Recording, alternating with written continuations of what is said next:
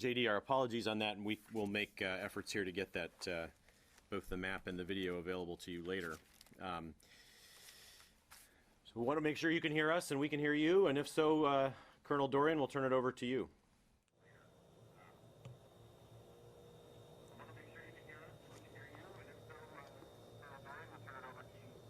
Very good. Thanks, Jeff. Good morning, everyone. I'll provide some remarks and then I'll take your questions.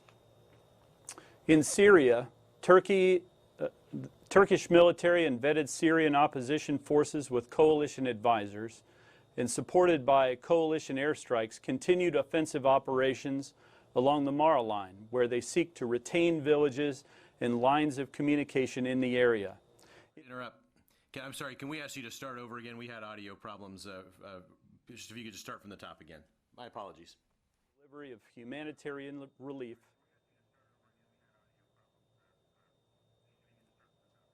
Okay, yeah, no problem at all. I'll start from the top.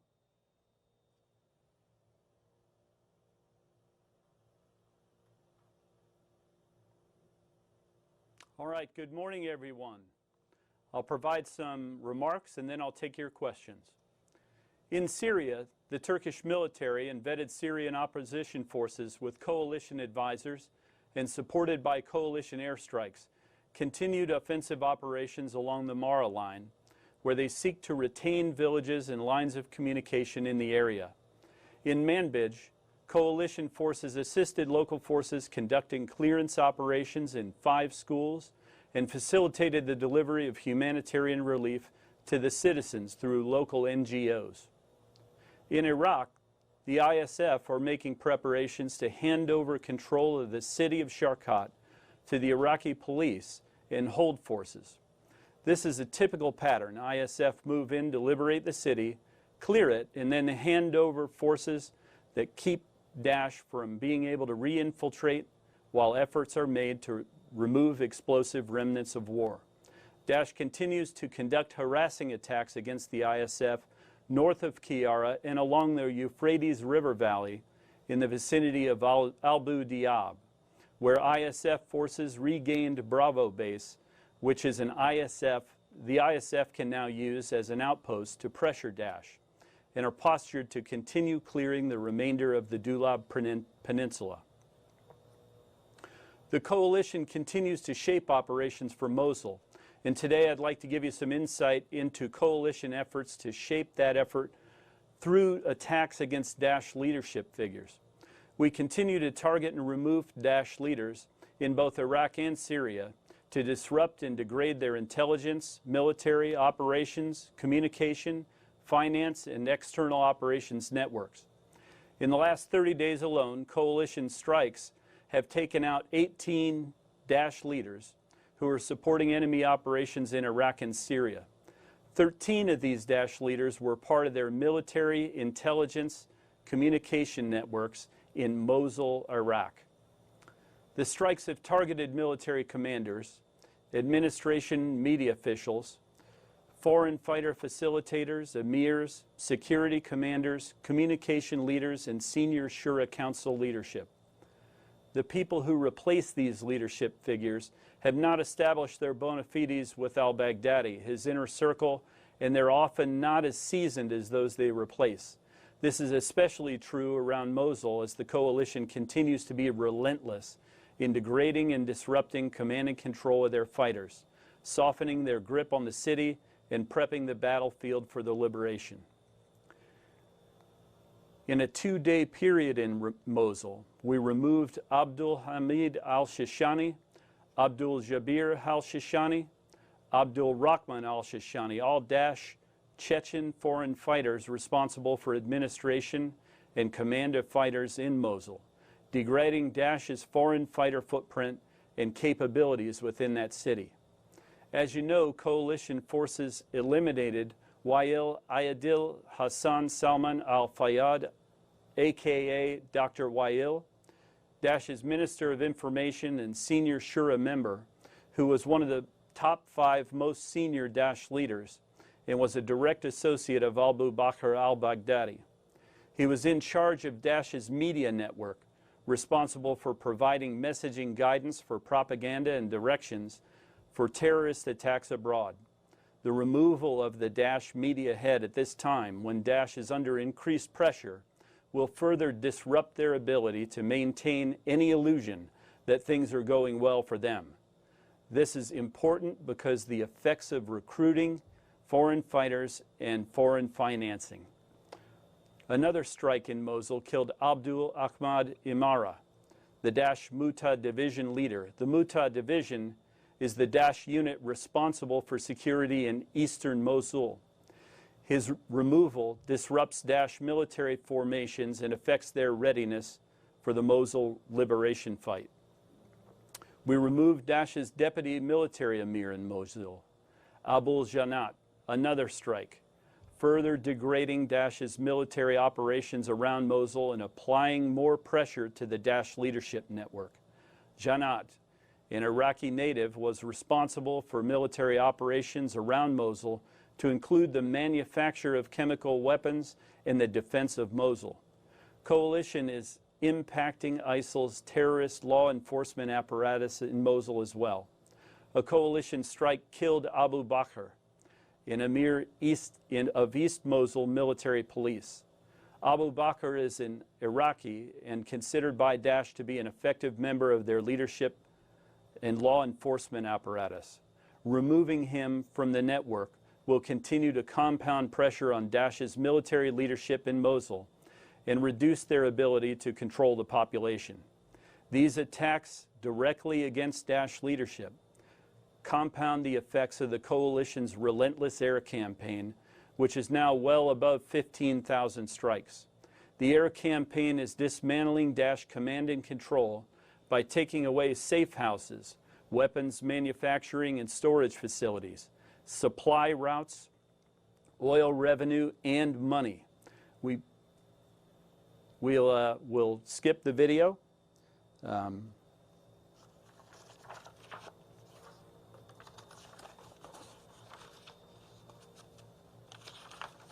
Finally, I'd like to give you an update. You heard yesterday that the President approved the deployment of 615 additional troops to support the ISF as they liberate Mosul. Those forces will come into the country in the coming weeks to provide some additional logistics and maintenance capability as we continue to provide advice and assistance to the Iraqi security forces. Part of the force upgrade will also provide increased intelligence support. The capabilities being put in place with this uplift in forces will be providing a lot of the same types of capabilities we've been providing. Just as the ISF is taking on the largest liberation fight to date in Iraq's second largest city, we will be enhancing our support to them because of the size of the task and the number of troops involved. Now we'll go ahead and open it up for some questions. Great. Andrew Tillman with the Military Times. Hi, Colonel. A little bit off the routine topic today, but I wanted to ask you about Ramadi. Over the past few months, the coalition has reported almost daily airstrikes continuing in Ramadi on tactical units, checkpoints, fighting positions. I'm just wondering if you could tell me a little bit about what the situation is there. How many ISIS fighters do you estimate are still in Ramadi specifically, and Anbar at large? And what is the current feeling among commanders there about the Iraqis' ability to secure the gains that were made in Anbar over the past year?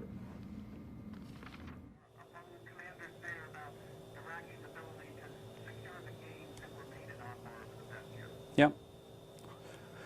One of the important things that that we really need to understand about the situation down along the Euphrates River Valley is that although a lot of these key areas have been liberated, Daesh is still present on the outskirts, they're still in the periphery, and they would love nothing better than to get in, re-infiltrate some of the areas that they've been pushed out of and begin to cause problems, sort of the terror insurgent type threat that we've talked about in the past, and try to bleed away attention from Mosul. So what we have continued to do is to provide a lot of air strikes and disrupt them. We're not going to wait for them to try to disrupt the Iraqi security forces or us.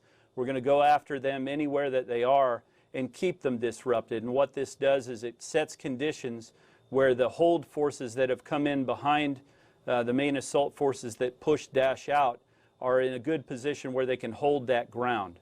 So as far as the numbers of fighters, it's certainly a lot less than it used to be before, and we do see them under continued pressure. I don't have numbers to offer, but certainly it's a situation where they will try to reconstitute, and we're not going to let them do it. Okay, great. Next to David Martin with CBS. John, I apologize if I missed this yesterday, but one of the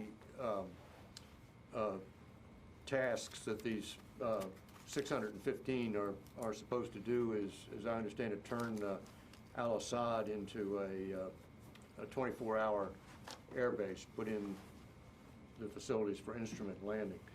So these are night operations by who? And what is the significance of being able to conduct night flight operations from al-Assad?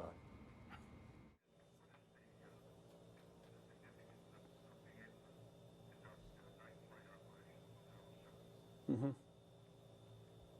Yeah, thanks, David. Well, we're flying both RPAs, and the Iraqis also fly their aircraft out of there, fighter and attack aircraft. So having that capability there allows us to get better intelligence insight into what the enemy is doing. It allows us to conduct strikes, and it allows us to keep Daesh disrupted along the Euphrates River Valley. So this is something that we want to be able to do 24/7, 365, not just in daylight hours. Good. Next to Ryan Brown with CNN. Hello, Colonel.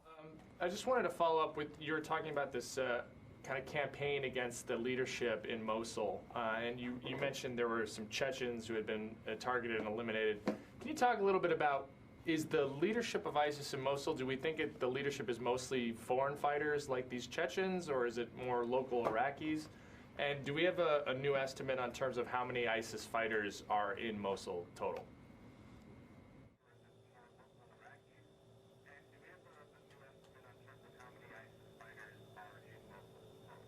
Mm-hmm. Well, I'll start with the numbers. We think anywhere from 3,000 to 4,500 fighters are in Mosul, somewhere in that ballpark. It's a mixture of Iraqi and foreign fighters. You'll see all of those there. You know, we continue to disrupt them. We continue to go after them anywhere that they can be found. They show no signs of really trying to leave Mosul at this point. Really what they've done is they've continued to dig in, build elaborate defenses, and so we're really ready for a tough fight there. The Iraqi security forces have been well trained to do urban-style warfare. That's one of the things that we've done for refit, and that's really what we're expecting. So it is a mixture of Iraqis and foreign fighters. They do continue to flow in, and some of them are fixed in place there. Follow-up, in terms of the leadership of the ISIS in Mosul, do we think that's mostly foreign or mostly Iraqi at the leadership level? I mean, you mentioned these Chechens. I was just wondering how common is it for foreign fighters to be calling the shots in Mosul?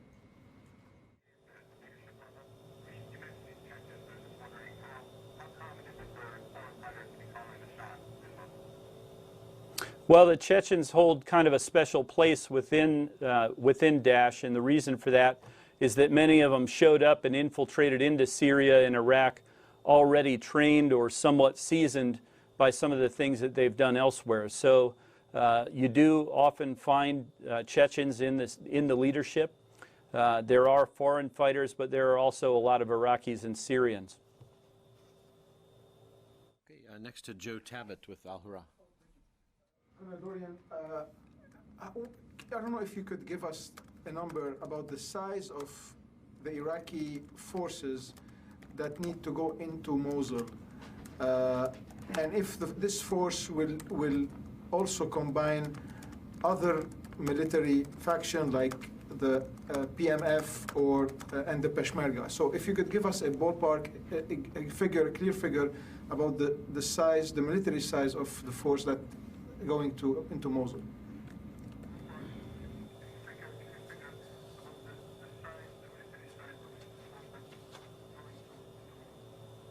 Yep. Well, we think it'll be anywhere from 8 to 12 brigades of Iraqi army. We also expect the Iraqi police to be involved because they're going to be a part of the effort to maintain security once areas have been liberated, to hold those areas so Daesh can't re-infiltrate. We think it's going to be a very large battle. We do expect the Peshmerga to be involved, although the details of their involvement are still being worked out. And we also expect there to be tribal forces involved, and the details of their involvement are still being worked out. All these things are being arranged by the Iraqi security forces, and we're going to follow their plan. Thank you. Okay. Next to Tony Capaccio with Bloomberg. Hi, John. I had a couple questions on the equipment. Is the U.S. surging any specialized assault equipment to the Iraqi security forces for the assault? IED equipment, breaching equipment, upgrades to their M1 tanks, any specialized equipment that's being surged in right now? And then I had a follow-up.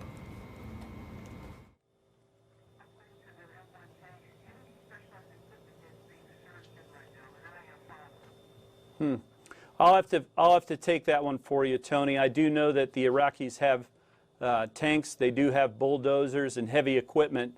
I don't know if there's any new equipment being sent in for this particular battle. I would imagine that this is, given its size and scope, one where the entire resources of the Iraqis will be brought to bear to make sure they're successful.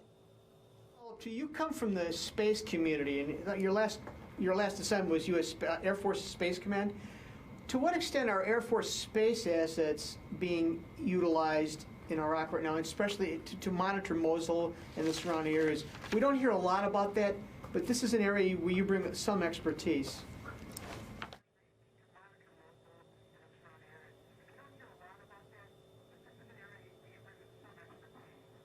Yep.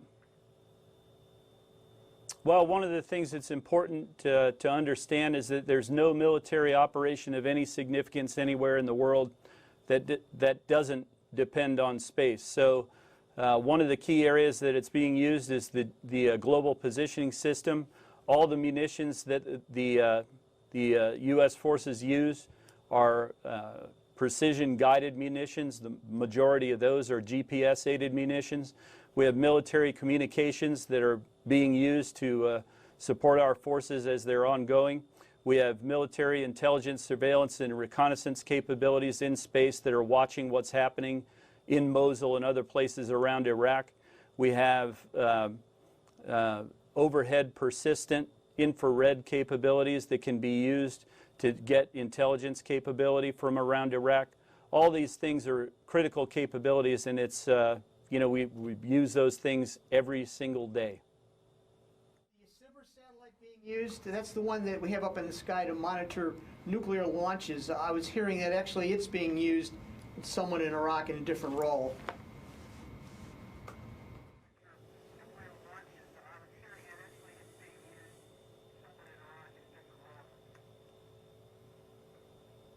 Yep.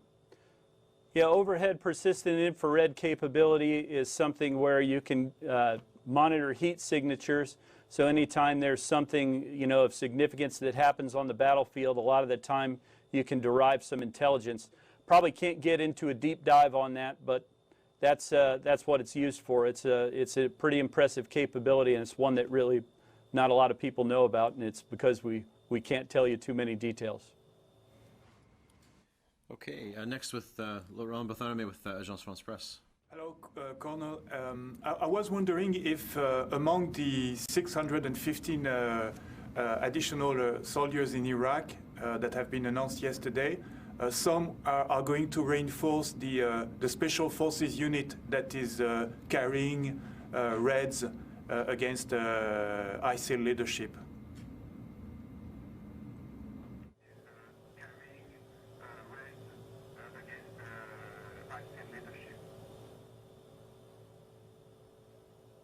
Yeah, we really don't discuss the ongoing operations or really what our special operations forces are doing, so I'm afraid I can't provide you any insight into what our special operations forces are doing.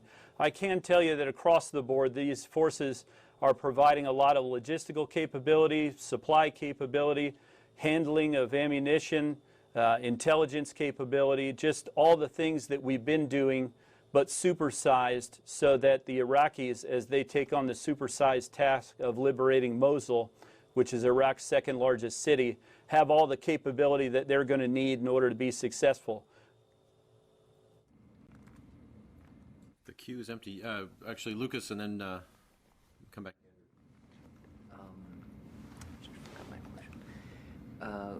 As the operation against Mosul heats up, is there some concern that when you look at Ramadi, when you look at Fallujah, those cities are essentially leveled? Is that the plan for Mosul? I mean, is this whole city going to get destroyed when it's all said and done, and then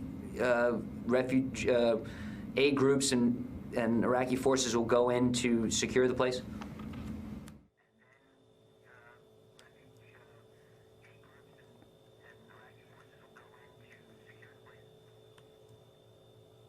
Lucas, I differ with you a little bit on that characterization. I understand the damage in Ramadi was tremendous, but there was less in Fallujah compared to Ramadi, and some of that has to do with the amount that the enemy fights. So if they build intricate defenses and then fall back into the city, they create a tremendous amount of damage as the Iraqi security forces have to go in there after them. So really, there's no way to predict exactly what's going to happen in Mosul. All we know is that the enemy gets a vote and they have to be pushed out. It's a necessary step here because they consider Mosul their capital, and that must be taken away. It's an important step in defeating Daesh. Just one follow-up. Can you rule out that more U.S. troops will be going to Iraq in the near future?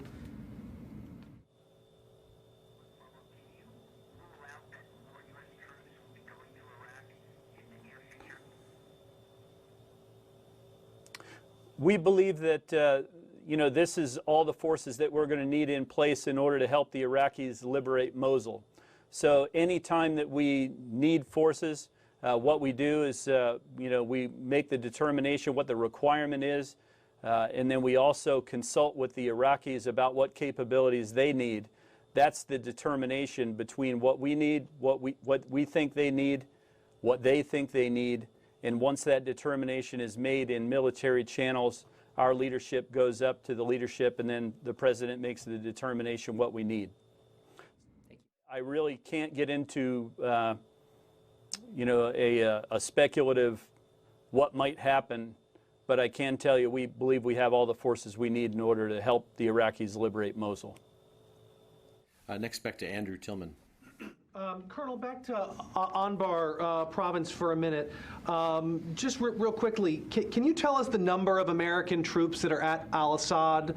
And also more broadly, to what extent are these upgrades at Al-Assad driven by concerns about maintaining long-term stability and keeping ISIS out of the Euphrates River Valley?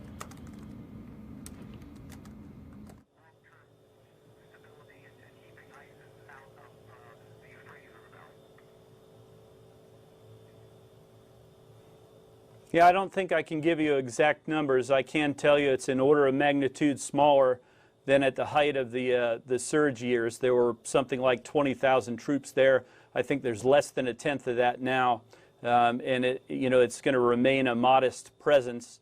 As far as what's needed in order to maintain security in the Euphrates River Valley, that's probably a crystal ball question to some degree, and I think that's something that will be taken off in the months and probably years ahead with the Iraqis. So we'll see what they need. We'll see what we recommend that they have.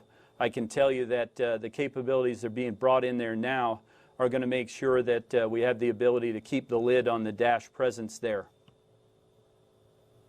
Louis Martinez. I have a question, John, but before I get to that, doing the quick math, less than a tenth of 20,000 would be just under 2,000. Is that what you're talking about? That's a pretty large number.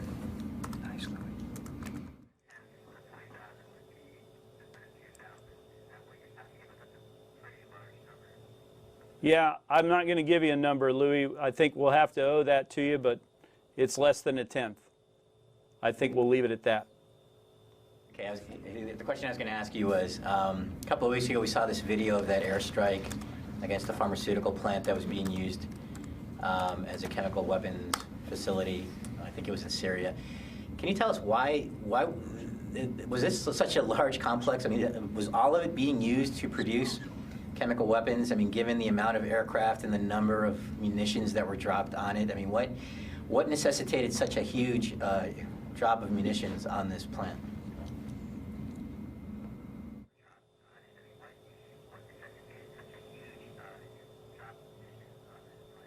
Mm-hmm. Louis, I actually think that you might be talking about a strike we did earlier this month, and that strike was on a pharmaceutical plant in Mosul. And what we believe is that Daesh were using that not only for chemical weapons, but they were also using it as a facility where they had a large number of vehicle-borne improvised explosive devices. So whenever we see a presence like that, we're going to attack an area like that very vigorously, and we're not going to leave some corner of the building available to them. Now, you know, what we've told you and what is the case here is that Daesh has a very nascent capability, a sort of a limited capability for chemical weapons, but it's not something that we're going to, that's not a problem we're going to admire, that's a problem we're going to get after. So that's why it's a large strike, and that's why they went after it with so many bombs. Thanks for the correction about Mosul. Can I ask you also about Mosul? Last time you were out, you talked about how the defenses that ISIS was building in anticipation of an offensive were pretty vast. How much of a tunneling network are you seeing that you described last week?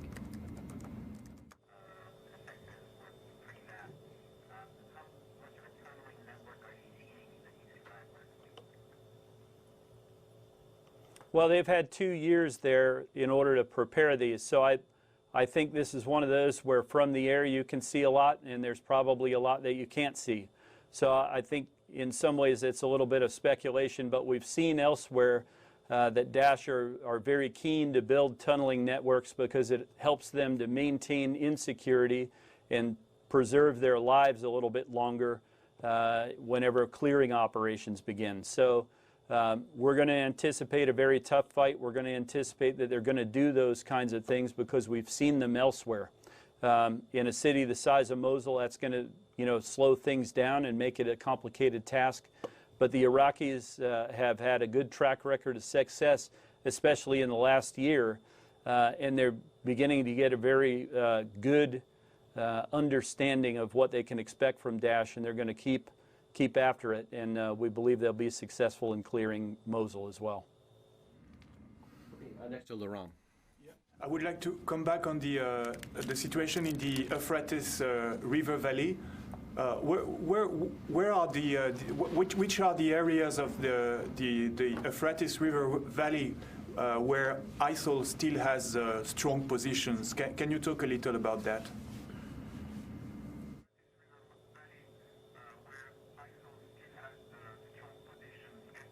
Mm-hmm. Sure. Yep, in the Euphrates River Valley, south of the Euphrates, it's very, you know, secure in a lot of areas along where Ramadi, Fallujah, Haditha, some of those areas. Once you get further out toward the Syrian border to Haditha and beyond, this is really where Daesh has a significant presence, and where the Iraqi security forces will look to kind of keep them away from some of the key population areas along the Euphrates River Valley, of course, going down into Baghdad. So really from Haditha along to the border with Syria, it's less secure. You know, the Iraqis have liberated Rutba, but we still see significant Daesh presence out in the periphery. These are less populated areas and certainly less desirable areas for Daesh but it's also a place where they continue to try to reconstitute, make trouble in order to try to deflect attention away from higher priorities like Mosul. And that's one of the reasons why we continue to hammer them with airstrikes and develop a capability down at Al-Assad Air Base where we can keep pressure on them from the air. Next to Jeff Selden with Voice of America. Thank you very much for the briefing. Wanted to follow up on something you said much earlier when you were talking about the Daesh fighter and force status in Mosul. I think you said that they're still trying to flow people in. Are you seeing any attempts to reinforce the city? And if so, any indication of how many, how they're getting them in, where they're coming from?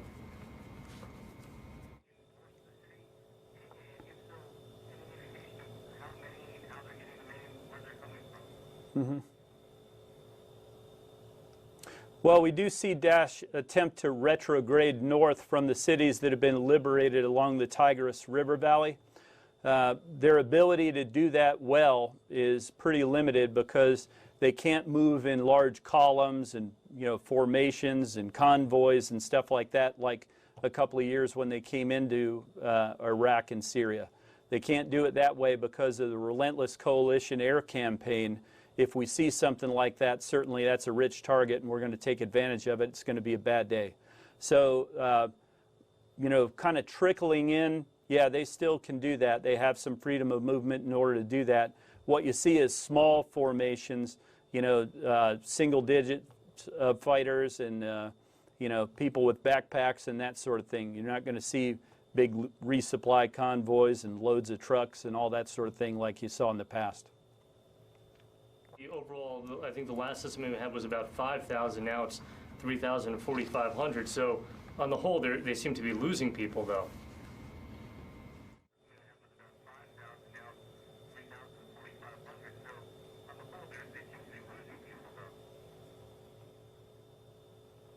Yep. Yeah, they do keep losing people because we keep hammering them with airstrikes, and we're going to keep doing that. So that's a good situation for us and a bad situation for them. One of the things about an air campaign, and being an airman, I'll go ahead and toot our horn for a second. That reduces freedom of movement and it fixes the enemy largely in place. So you're not going to see, mass ability to escape. And you saw an example of what air power can do to them if they try to do that. In the wake of the fight for the liberation of Fallujah. Hundreds of trucks were destroyed and hundreds of Daesh fighters lost their lives in that. So that's the kind of thing that, really, sort of takes the fight to the enemy. They're fixed in place. That's a good situation for us. So what we'll do is we'll continue to shape the battlefield around Mosul. That sets conditions where the Iraqis can move in at a time of their choosing. And Daesh really are sort of waiting for that to happen, and it's not really going to go very well for them. First the gentleman in the back, and then Paul after that. Hey, Colonel Russ Reed of the Daily Caller News Foundation. Just piggybacking off the last question, do you see or have you seen or do you predict to see any of the Daesh fighters engaging in different tactics than we've seen previously when they've been run out of cities? I know we've had the booby traps and the suicide bombers, but have you guys seen anything or do you predict anything that might be different this time around given the importance and size of Mosul?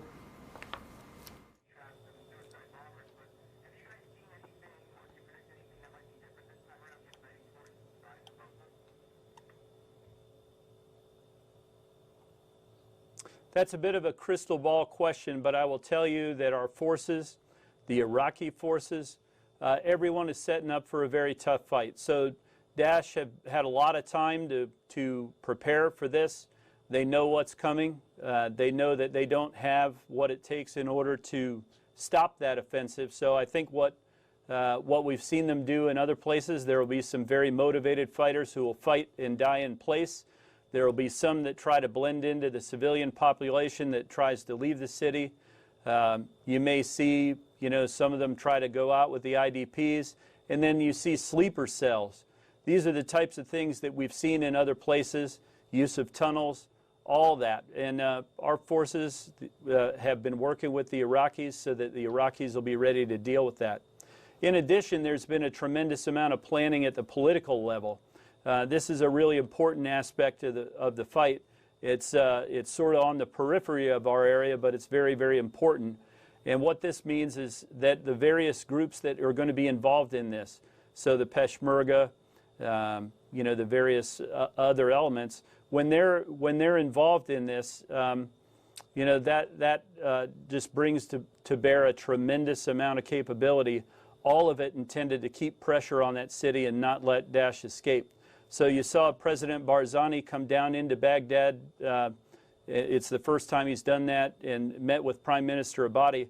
It's a really important thing because it signals that there is good cooperation between the government of Iraq and the Kurds. That's an important political step. Again, you know, detail-wise, those are, you know, discussions at the political level between those two, but it's an important step toward the preparations for Mosul because these groups are going to be involved in some fashion. Next to Paul McCleary with FP. Colonel, can you give us an update on where the FSA and the Turks are in northern Syria? Are they still pushing south?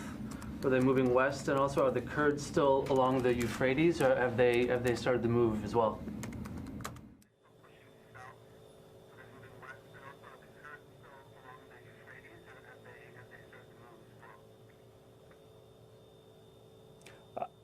You broke up just a little bit there. I apologize. Would you please repeat the question? The Free Syrian Army and the Turks, are they still pushing south in northern Syria?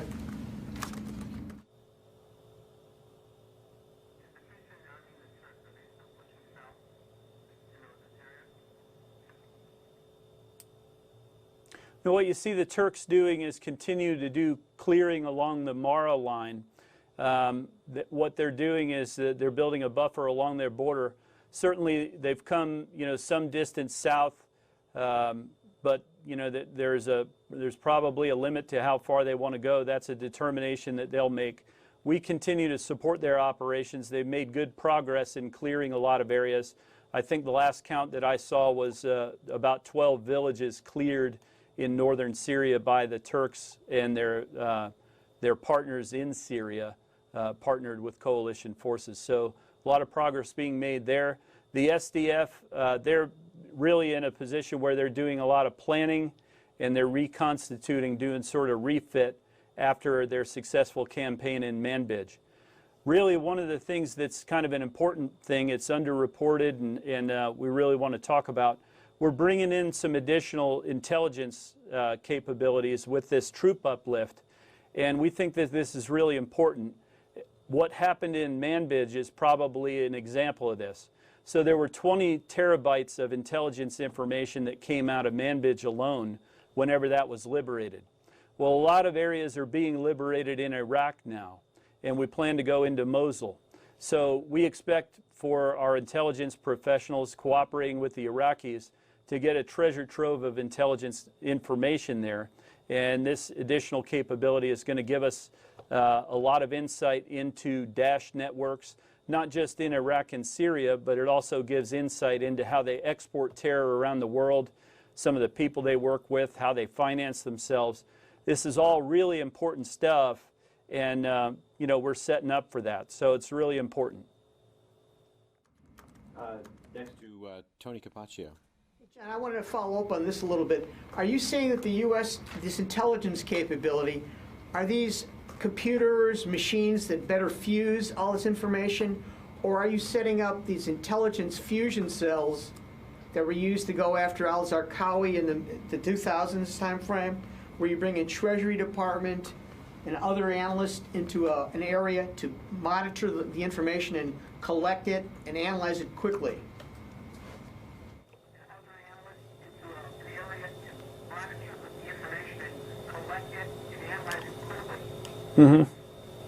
Well, Tony, as far as exactly what the capability is, I don't think I can provide you a deep dive into that. I will tell you that whenever you have the amount of information that we would expect to get in an area the size of Mosul, you know, certainly we're going to try to get after it and get after it quickly. And those capabilities are going to be something that gives us a lot of insight into Dash networks. It may be a little bit different than what we've done before, but I think it's going to be something that bears a lot of fruit. Or is it more expertise to fuse and analyze the information more quickly so it's what they call actionable intelligence?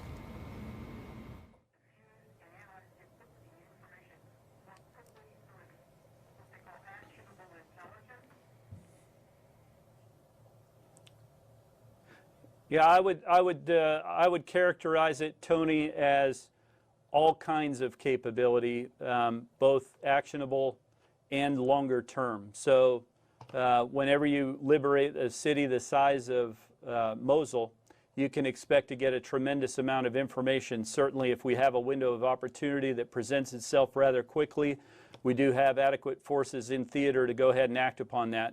But you know, even if you don't get something you can act on at once or process at once, it's still tremendously valuable for insight into the network.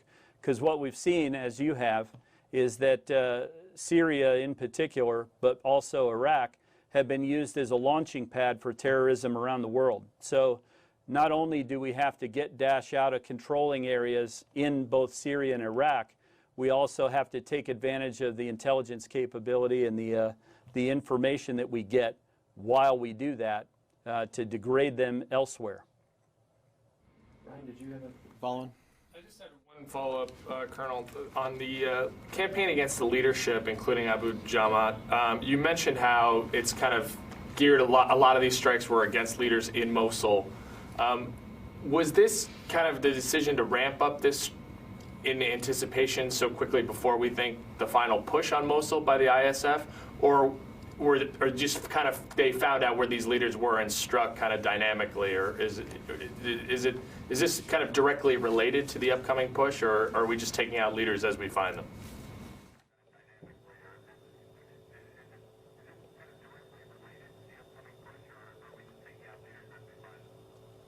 No, it's both. You know, one of the things that is probably important to understand, we've talked about HVIs, high-value individuals.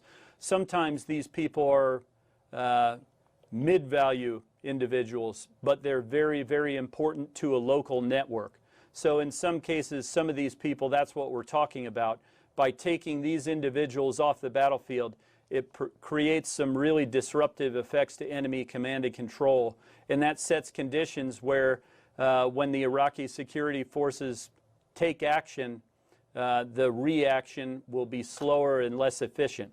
That's a good set of conditions for us and a bad set of conditions for them. Dan DeLuce from FP. Just to follow up on the intelligence aspect, would you say that a significant number of these additional troops that are going to be deploying are actually intelligence specialists who will be preparing to extract and exploit the information that's gained in Mosul?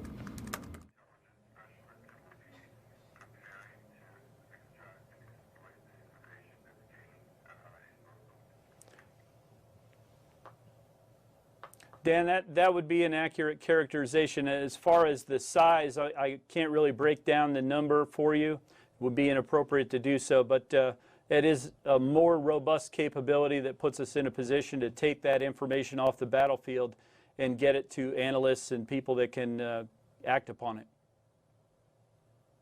All right, Laurent. I was curious to know if there was any specific example that you could give to us on how external operations outside Iraq and Syria of ISIL have been disrupted following intelligence collected, for instance, in Manbij.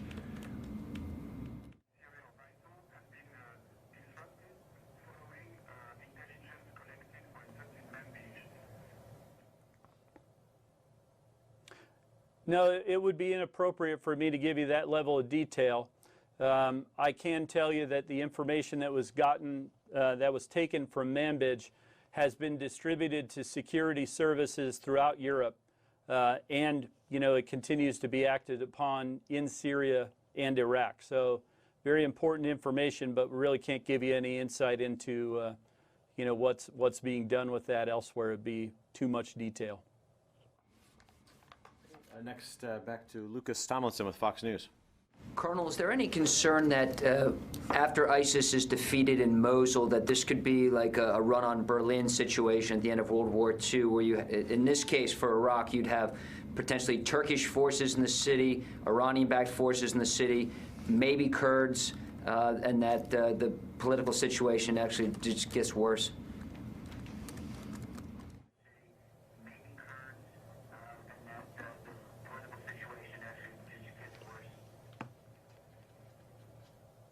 Yeah, Lucas, one of the important things to know about the planning effort here to go into Mosul is that the government of Iraq is making the calls about the disposition and the participation of all the forces that are involved. So they're in charge of how this is done, and they do understand that there's a political dimension to this entire thing, and that the outcome, the manner in which this campaign is conducted, will have significant ramifications on the political atmosphere after Mosul. So Prime Minister Abadi has been made, is very clear about that. That's one of the reasons he's working very closely with the Kurds, and that is something that has to be considered, but it is something that, there's a significant amount of planning going on, and the coalition is involved in those plans, although the Iraqis have to make the determination who's going to go into Mosul and the manner in which they do. One of the things that we've conveyed, though, to the Iraqis is that, whoever is doing the screening of IDPs, this is a very important aspect of the campaign because we expect anywhere from 500,000 to 800,000 to come out of Mosul. It's very important that those people are directly under the command and control of the Iraqi security forces. So it's very important that that be done right. Thank you. Tony Capaccio. I had two quick questions. The intelligence increases you're putting in there, would it be accurate to say that's an intelligence surge, or would that be an overstatement in terms of a shorthand way to look at this?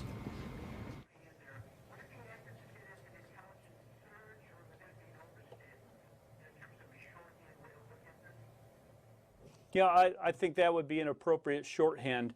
What you see here is the Iraqis are having to take on the largest task that they've taken on to date. And so what that means is we have to provide our most robust capabilities now to keep up with the capabilities they're going to need. So, there's a large opportunity to gather a lot of information. There's a large demand signal for intelligence information just to set up a campaign of this size and scope. Coming out of it, there's an opportunity to make substantial gains and more deeply understand what Daesh has been up to. I mean, not follow, but an airplane question.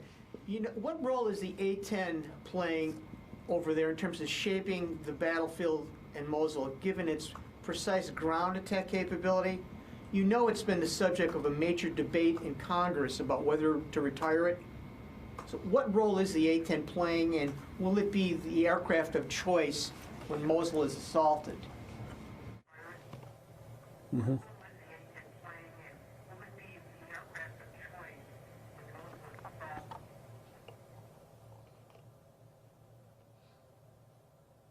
Well, the A-10 provides an incredible capability, particularly against vehicles and hard targets. The enemy was able to get things like tanks and heavy vehicles. The A-10 is extremely effective against that type of a target. We do have other capabilities that are quite capable of destroying those targets as well, but the A-10s have been hard at work. They've made a great impact on the battlefield here. It's been very good to see. Jeff Selden.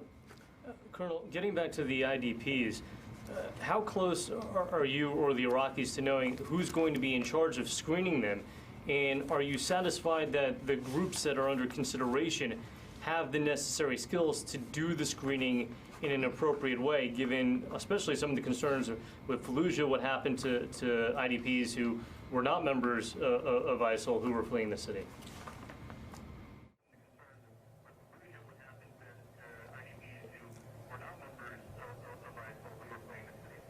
Mm-hmm. Well, we're still in the planning cycle, but I would say that these are conversations that our leadership have with the Iraqis every day.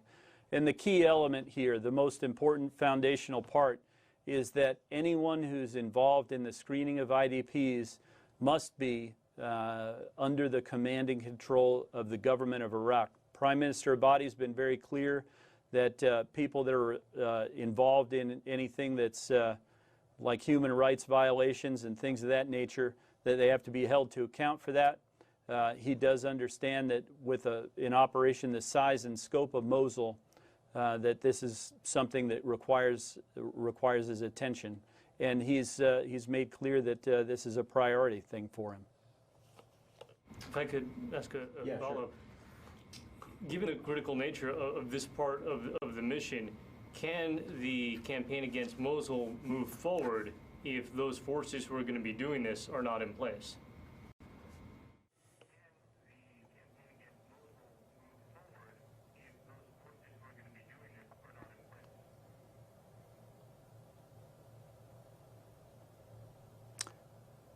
Yeah, those forces will be in place. I'm not sure I understand the question. Just if you're still talking about who's going to be screening the IDPs and who's going to be dealing with the refugees streaming out of the city, trying to ferret out who's a real refugee, who's a member of Daesh, if you're still having those conversations, how much does that hold back the ability for the Iraqis to move on Mosul and actually retake the city if these critical follow-on efforts are still up in the air?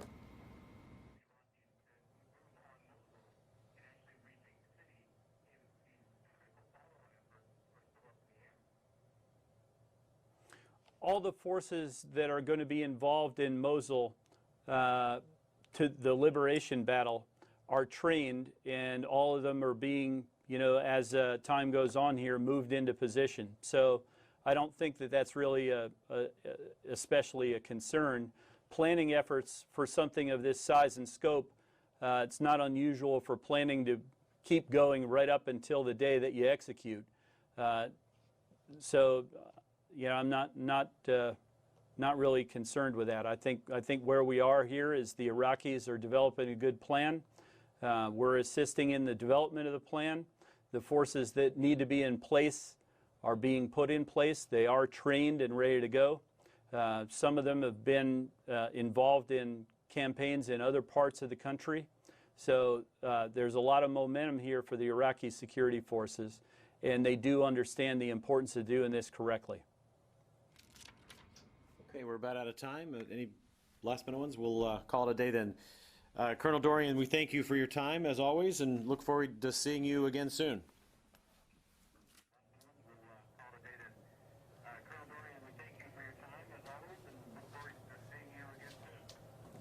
Thanks very much, Jeff. Have a great weekend.